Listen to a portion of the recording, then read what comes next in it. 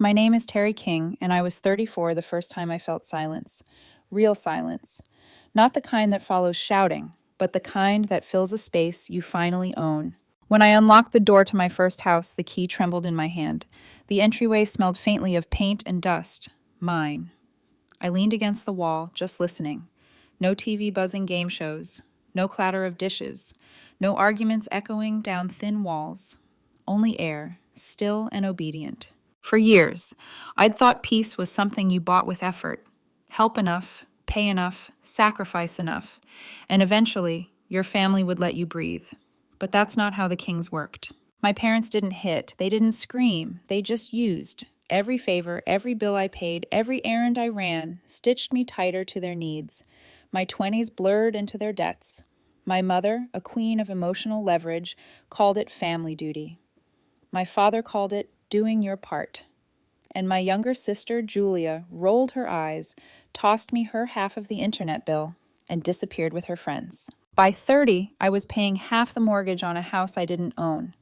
I fixed their water heater, replaced their couch after Julia's unwashed dog destroyed it, and still felt guilty for wanting weekends alone. But when the loan approval came through, I didn't tell a soul.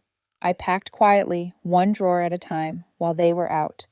The only thing I said before leaving was, "The internet bill's going to need to transfer out of my name." My mother blinked like she hadn't heard me right. My father's voice trembled with disbelief. "You mean you're moving out?" I nodded. "Today." Then I walked out of that house without looking back. The first week in my new place was nothing short of heaven. The house wasn't fancy, a 2-bedroom with an overgrown backyard and a pool that needed work, but it was mine. I bought a mattress, a table, 2 chairs, and a cheap couch. No TV, no noise. I lit candles at night and cooked meals just for myself. For the first time in years, I ate without glancing at the clock or waiting for someone to ask for something. Sometimes, after dinner, I'd slip into the pool even though the water was freezing. I'd float there, staring up at the sky, thinking, this is mine, all of it, mine. I didn't tell anyone the address, didn't post pictures online. It wasn't about secrecy, it was about protection. Freedom can be fragile, especially when you've spent a lifetime proving you don't deserve it. 8 days later, that fragile piece shattered. It was late. I'd worked a long shift at the firm and stopped for takeout. My headlights swept over the driveway and froze. 2 cars. One of them unmistakably my father's, dent still there from 2011. For a moment, I just sat there, hands gripping the steering wheel. Maybe I was imagining it. Maybe they were visiting a neighbor. But when I opened this door, the smell hit first. Wet dog, old laundry, and Julia's cloying vanilla perfume. I stepped inside, and my world tilted. My parents sat on my couch, folding towels from the new pack I'd bought. My father was sipping from my favorite mug. Julia lounged with her phone, earbuds in, and her mutt, yes, the same one, was clawing into my cushions. There were open suitcases, grocery bags, even a half-eaten rotisserie chicken on the table I'd cleaned the night before. "Hi, sweetheart," my mom chirped, like this was normal. I heard myself ask, how did you get in? She smiled and pulled the key from her pocket. "Oh, don't fuss. You gave us a spare ages ago." "I didn't give you this address." "Relax," she said, waving her hand like I was dramatic. "It's family property now. Let's not make a scene." Family property. They all looked so relaxed, like it was some inside joke I wasn't part of. Like this wasn't insane. I wanted to scream, to throw them out. But years of conditioning held my tongue. I just stood there, pulse pounding, hearing the echoes of every dinner table guilt trip I'd ever sat through. Be grateful. Don't overreact. Family comes first. So instead I smiled, a tight, trembling smile. "You can stay," I heard myself say. "Just for a little while." I told myself it would be 1 week. That night, I barely slept. The house creaked with new sounds, footsteps, running water, muffled laughter. I stared at the ceiling and whispered to the dark, I should have changed the locks. But I didn't, not yet. Because part of me, the obedient part, still hoped they'd leave on their own. I had no idea this was only the beginning. By the second morning, it was clear they weren't just visiting.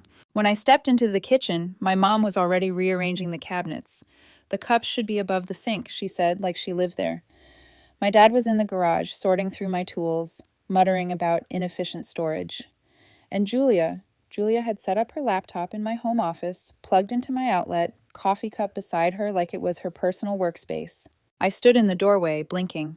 What are you doing? Julia didn't even look up. Working. Don't worry, I'll be quiet during your Zoom calls. Except she wasn't. Within days, the noise, the clutter, and the smell of her dog filled every inch of my home. I came home to delivery boxes I hadn't ordered and dishes stacked high in the sink. The same dog that had destroyed my parents' couch was now chewing through my rug. When I pointed it out, my mother said calmly, "He's just adjusting to a new environment." New environment, as if she'd forgotten whose house this was. By the fourth day, I'd stopped feeling like a homeowner. I was back to being the caretaker. That evening, while I tried to eat dinner, my dad started what he called a family meeting. He sat at my dining table, elbows planted like a judge at a hearing. "Your mom and I have been talking," he said, "and it might help if you pitch in a little more for groceries. Julia's between jobs right now." I froze, fork halfway to my mouth. "Pitch in more? I'm already paying for everything here." He shrugged, completely unfazed. "It's not about fairness, Terry. It's about family. We're all adjusting." Julia looked up from her phone and smirked. "You always were the stingy one." There was a ringing in my ears. I'd felt this before, at 22, at 27, at 30. The same conversations, the same guilt traps, just in a new setting. Only now it was my house. I didn't answer them. I just got up, put my plate in the sink, and walked out to the backyard. The night air felt heavier than usual. The pool shimmered under the porch light, still and cold. I stared at my reflection on the water and whispered, "How did I let them back in?" The following week blurred together. My dad started improving things around the house without asking. Hooks in the hallway, shelves in the laundry room, even moved my hammer drill from the cabinet to the garage for easier access. My mom had opinions about everything, from the grocery brands to my wall decor. "I just think you could make it cozier," she said one afternoon, holding up curtains I didn't buy. Julia, meanwhile, acted like she owned the place. She took over the guest room, started using my towels, my shampoo, my Wi-Fi. The dog used my hallway as its personal bathroom, and somehow I was always the one cleaning up after it. Every day I came home to new messes, new excuses. "He's old," Mom would say. "He just needs time." But the truth was they weren't adjusting. They were settling. On the seventh night, I tried to have a real conversation.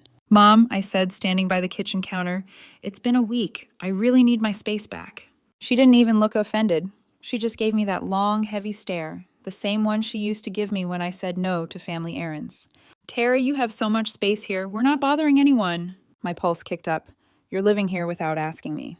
Her expression softened in that patronizing way that always made me feel 6 years old again. "Honestly, sweetheart, I think you're forgetting how much we supported you. You wouldn't even have this house if we hadn't helped you through those years." I felt my throat tighten, not from guilt, but realization. They didn't think they were guests. They thought they had a claim. All the years of paying their bills, fixing their house, buying their groceries, they'd turned those into receipts for ownership. In their minds, this wasn't my fresh start. It was just the next chapter of the same story. Me working, them taking. I didn't argue. I just walked away. That night, in my locked bedroom, I pulled out a small notebook and wrote down every detail. The date, the conversation, the smell of Julia's dog on my rug. I didn't know why I started documenting it. Maybe I needed proof, something objective to remind me I wasn't imagining this. Maybe I was preparing for something bigger without realizing it. Either way, as I wrote, the pen felt heavier in my hand. Like it wasn't just ink hitting paper, it was me finally admitting what I'd been avoiding. They hadn't moved in. They'd taken over, and I was about to start fighting back. It started with a piece of paper taped to my refrigerator, a schedule, color-coded boxes, clip art icons, and at the top, in my mother's favorite cursive font, were the words, "Family Guidelines for a Peaceful Home." I stared at it in disbelief. Quiet hours, 9 p.m., 7 a.m. No frying. After 8, pool closed during work calls. Laundry reserved for Julia. Weekends only. Shared mirror policy. Maximum 10 minutes per person. It read like a dormitory manual, except this wasn't a dorm. It was my house. When I turned around, my mom was sipping tea like a queen in her throne. "Helps everyone stay organized," she said. "We all share this space now." Share. That word burned through me. I tore the paper off the fridge, folded it once, and set it on the counter. "This isn't shared. It's mine. You're here because I let you be." She smiled, the kind of calm, pitying smile that mothers give when they think their daughter is being difficult. "Oh, Terry, you always were territorial." I didn't answer. I just walked straight to the hardware store that night and bought a lock for my bedroom door. The next morning, my mom saw it. Her voice rose from the hallway. It's sad that a family member feels the need to lock her own door in her own house. Exactly, I said. She didn't respond, just muttered something about how ungrateful I'd become. A few days later, things got worse. I came home early one evening and noticed my bedroom door slightly open. I always locked it before leaving. Inside, the dresser drawer was half open. My deodorant and shirts had been moved. When I confronted them, everyone acted innocent. Julia shrugged. You're so paranoid. Maybe the dog bumped it. The dog, coincidentally, was curled up on my bed. That was the moment I realized I was being tested. Every day, one little push, something borrowed, moved, adjusted, to see how far I'd been before I snapped. So I stopped reacting. I started recording. Then came the fraud alert. 300 dwells, pet store, declined. I frowned, called the bank, and got a breakdown. Dog food, treats, and an ESA vest. Emotional support animal. When I got home, Julia was waiting for me in the living room. The dog sat beside her, wearing a brand new blue vest like it was royalty. What's this? I asked, holding up my phone. Julia beamed. Now you can't kick us out. He's officially an emotional support animal. My jaw clenched. You used my card? She didn't even flinch. It's not a big deal. You always help the family out. I stared at her, really stared, until the smirk wavered just slightly. That's when something inside me clicked. They weren't waiting things out. They were planting roots, claiming territory, using loopholes. And I was done playing their game. That night, I sat by the pool again, notebook in my lap, the reflection of the porch light flickering on the water. The pages were filling up faster now, each line a piece of evidence, each word a boundary they'd crossed. When I called my lawyer friend Josh and told him everything, he didn't even sound surprised. Terry, he said, you're not just kicking people out, you're dismantling a power structure. How? I asked. Quietly, he said, surgically. Document everything. Stop sharing. Take away the comforts they think they're entitled to. His voice was calm, certain, like he'd seen this before. I hung up and looked around the house. The couch was stained, the air smelled like dog hair and reheated takeout, and my once perfect silence had turned into a constant hum of invasion. They thought they'd rewritten the rules. But they hadn't realized one thing. I was done being the background character in my own story. It was time to reclaim it, piece by piece. The next morning, I woke up with a plan. Not a dramatic one. No yelling, no confrontations, just quiet, deliberate moves. Step 1, stop sharing. I cleared the fridge of everything I'd bought, packed it into a small mini fridge I ordered that same day, and moved it into my locked bedroom. Step 2, reclaim control of utilities. I changed the Wi-Fi password. When Julia asked why the connection was down, I said, maintenance. I unscrewed the stove knobs every time I left for work. I even switched the bright bulbs in the guest room for low-watt ones, just enough to make her space unpleasant without seeming cruel. Within 3 days, the mood in the house shifted. The silence was no longer mine. It was theirs, thick and uncomfortable. Julia started slamming doors. My dad smoked outside, muttering about how this house used to feel warm. My mother left sticky notes on the fridge that said things like, communication is love, and we're family, not enemies. They still didn't get it. They thought I was being cold. But what I was really doing was finally setting boundaries they'd ignored my entire life. One night, Julia invited her boyfriend Matt over. I came home to find him sitting on my couch, shoes on the table, eating my leftovers. Hi, he said without looking up from his phone. Julia smiled sweetly. Matt's staying for a few days. Hope that's cool. I looked at her, then at the dog curled up in my blanket, then at Matt. This isn't a hotel, I said evenly. Her tone sharpened. You're acting crazy. He just needs a place to crash. Then he can crash at his place. Her jaw tightened. She stood up, crossed her arms. You can't keep controlling everyone. You're not Mom. That one hit a nerve. For a second, I almost laughed. Me, controlling? The same family who had invaded my home now accused me of control because I'd said no. That night, I printed a new sign and taped it to the front door. Private residence. Authorized entry only. And I installed 2 security cameras. Within 24 hours, the dog stopped making accidents. The kitchen stayed cleaner. Julia started tiptoeing more. Proof, I thought, that when people realize they're being watched, their version of normal changes fast. Days turned into a quiet war of attrition. My mother tried to win me back with small gestures. Baking cookies, humming hymns in the kitchen, pretending everything was fine. Then, one afternoon, she taped a new sign to the living room wall. Family Respect Zone. No secret recordings or negative energy. Written in Comic Sans. I stared at it, took a picture from my notebook, and didn't say a word. That's when Josh, my lawyer friend, called again. Don't provoke them, he warned. You're doing this right. Just keep making it uncomfortable until they want to leave. So I did. Remote batteries? Gone. Hot water, off during the day. Wi-Fi password, changed again. Groceries, minimal, labeled, and locked away. Every move was small, legal, surgical. Julia exploded first. This is insane! I can't live like this! She shouted one night after her cold shower. You're not supposed to, I said calmly, walking past her. That same night, I found my notebook torn to pieces, ripped apart and scattered across the living room floor. The dog was chewing the last page. I didn't yell. I just picked up every shredded piece, put them in a box, and sent digital copies of all my photos and logs to Josh. I had backups. I'd been prepared. When Julia saw me calmly scanning the remains, she sneered. You think this is some kind of legal drama? You're sick. No, I said quietly. I'm just done. Then, without another word, I printed formal notices and placed one in each of their rooms. Notice of termination of implied license. You have 3 days to vacate. My mother tore hers in half. Julia laughed. But my dad didn't say a word. He folded the notice, slipped it into his pocket, and left the room. That was the shift. The silence that followed wasn't defiance anymore. It was realization. They finally understood I meant it. The next 3 days were long, stretched thin with tension. No one spoke much. On the third night, my mother broke the quiet. If we go, she said softly, don't come running back when you need help. I met her eyes. That's the point. I won't. Julia's eyes were red when she stormed past me the next morning, the dog tugging at its leash. She left a note on the counter. You win. Don't expect us to forget. I didn't expect anything. My father lingered the longest. He spent one final evening in the garage, just pacing. When I woke up the next morning, his car was gone.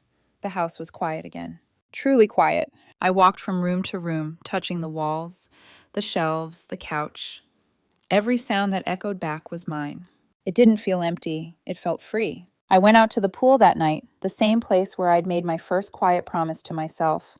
The water reflected the sky, clear, still, peaceful. I whispered, they think they punished me, but they freed me. And for the first time in my life, the silence didn't scare me. It felt like home. It's been 3 weeks since they left.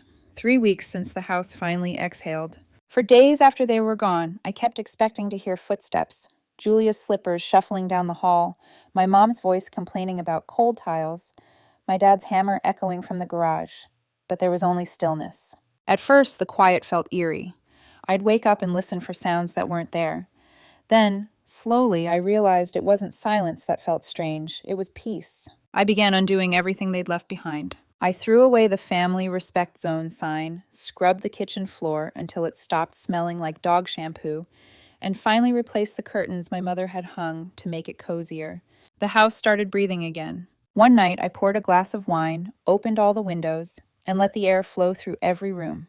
The walls seemed to hum with relief, as if the place itself had been waiting for this moment too. A few days later, I received a text from Julia. Just one line. Hope the loneliness was worth it. I stared at it for a minute before replying. It was. I didn't block her. I didn't delete the message. I just let it sit there, like a final exhibit in my mental case file. Because loneliness wasn't the right word. It was solitude. And solitude was what I had spent a lifetime trying to earn. My mother tried reaching out next. A Facebook post, public of course. A weekend trip with the real crew.